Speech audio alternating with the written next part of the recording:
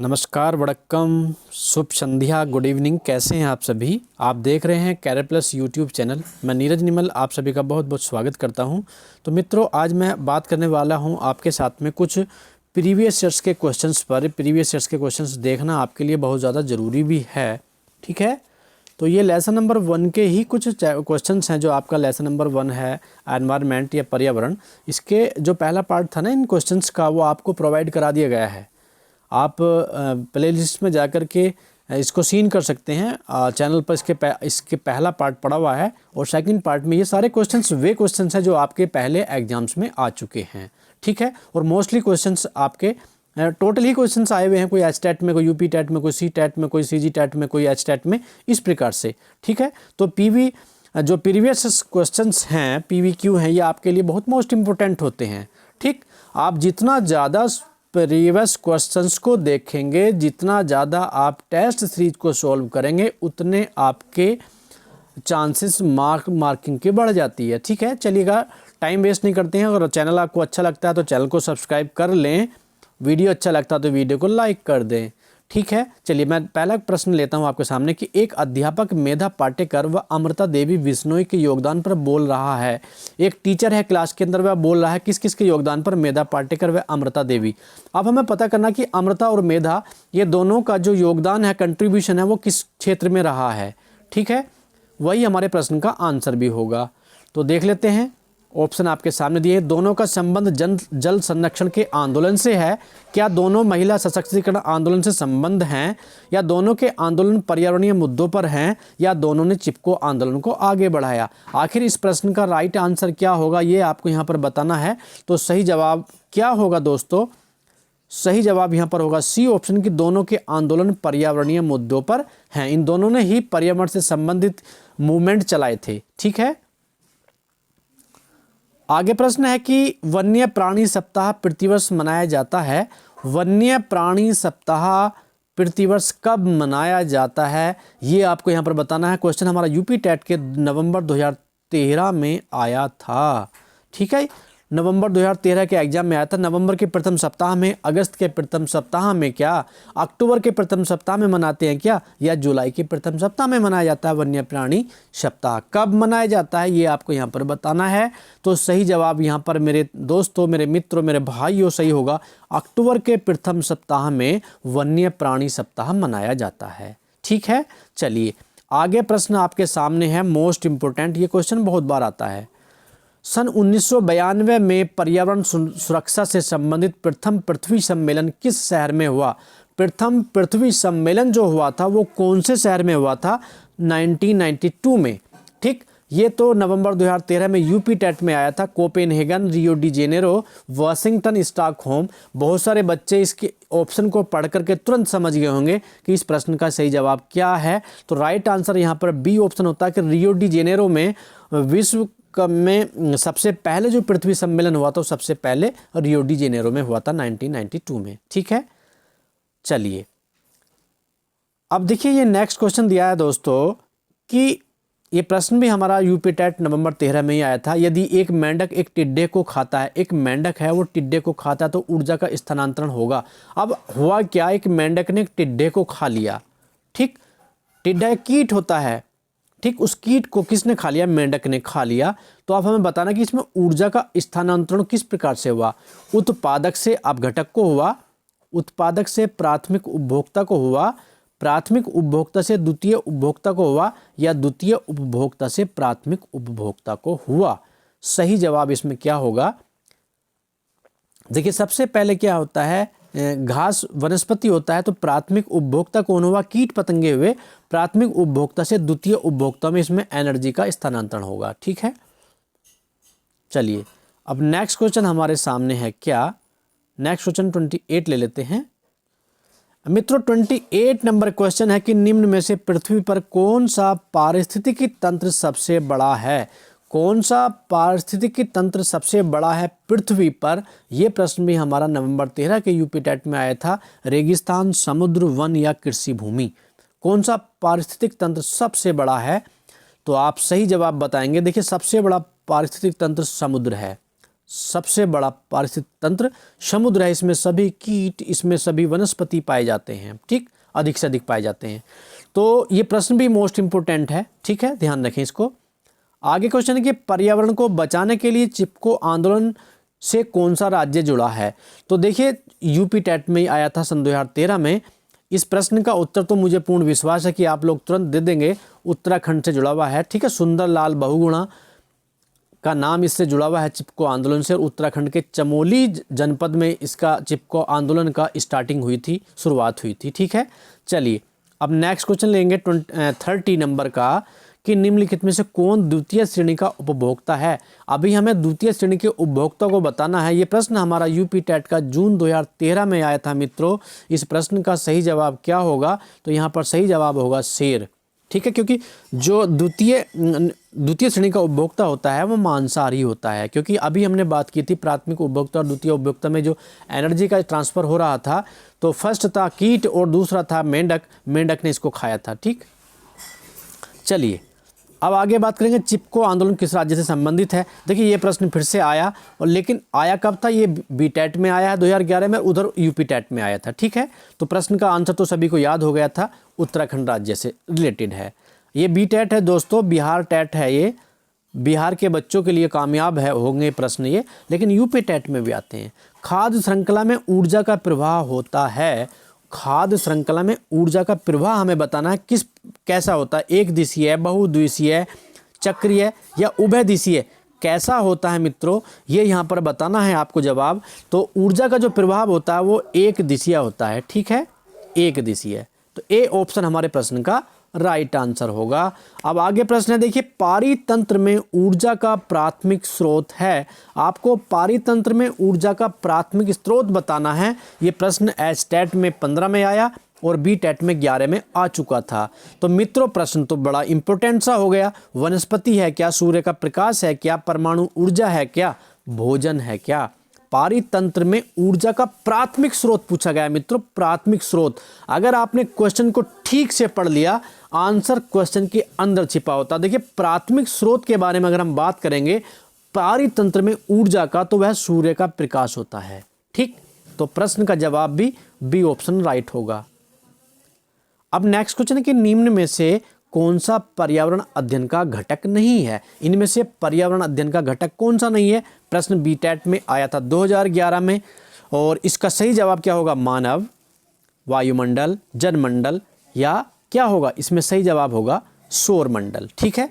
पर्यावरण अध्ययन का घटक सौरमंडल नहीं है। वायुमंडल भी आता है, जलमंडल भी आता है और मानव भी आ जाता है ईवीएस में।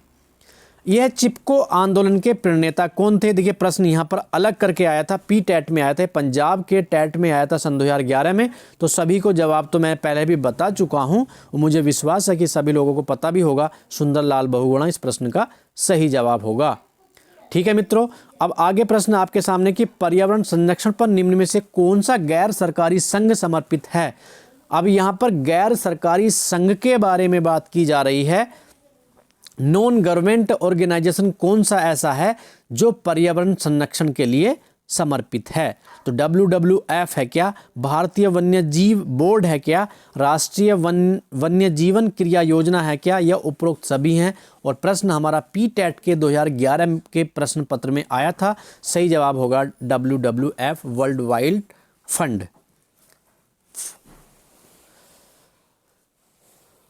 चलिए अब आगे प्रश्न लेंगे 37। क्वेश्चन नंबर 37 है 10% नियम दिया गया। 10% 10% नियम किसने दिया था। पी टेट के प्रश्न नवंबर 2011 में आया था। लिंडमैन ने दिया था क्या, गोल्डमैन ने दिया था क्या, बैकमैन ने दिया था, या इनमें से कोई नहीं है। इस प्रश्न का राइट आंसर क्या होगा मित्रों, ये यहाँ पर बताना था।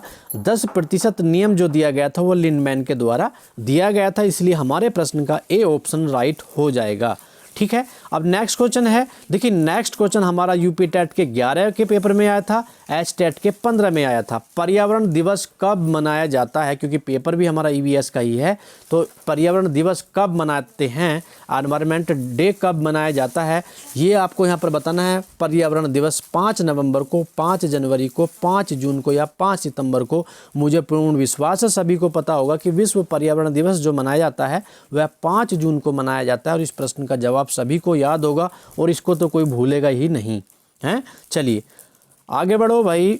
पारिस्थितिक तंत्र का उदाहरण यहाँ पर पूछा गया है। ये प्रश्न हमारा नवंबर 2011 के यूपी टेट के एग्जाम में आया था मित्रों। तो सही जवाब यहाँ पर पारिस्थितिक तंत्र का बताना है। वायु होगा क्या, तालाब होगा क्या, जल होगा क्या, मृदा होगा। पारिस्थितिक तंत्र का उदाहरण यहाँ पर पूछा है, तो पारिस्थितिक तंत्र वायु में तो नहीं पाया जाएगा, जल में भी नहीं पाया जा रहा है, बल्कि और मृदा में भी नहीं पाया जाएगा, लेकिन तालाब में पाया जाएगा। अर्थात पारिस्थितिक तंत्र का जो उदाहरण होगा वो तालाब होगा, क्योंकि यहाँ पर वनस्पति भी पाई जाती है, कीट पतंगे भी इसमें पाए जाते हैं, जीव भी पाए जाते हैं और इसमें पादप भी पाए जाते हैं। ठीक है, तो यह पारिस्थितिक तंत्र का तालाब एक उदाहरण कहलाएगा।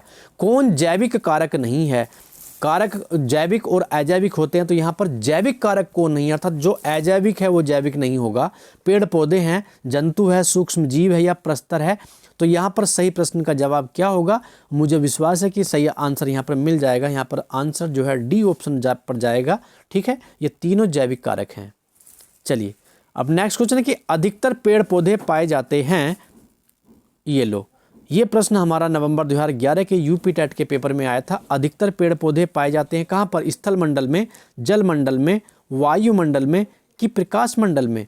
अधिकतर पेड़ पौधे कहाँ पाए जाते हैं, बस जल मंडल में तो नहीं पाए जाएंगे पेड़ पौधे, वायुमंडल में तो पेड़ होते ही नहीं हैं, और प्रकाश मंडल में तो कोई मतलब ही नहीं बनता, तो कहाँ पर पाए जाएंगे, स्थल मंडल में पाए जाएंगे। तो कि कितना इजी प्रश्न है, और ए इसका सही जवाब होगा।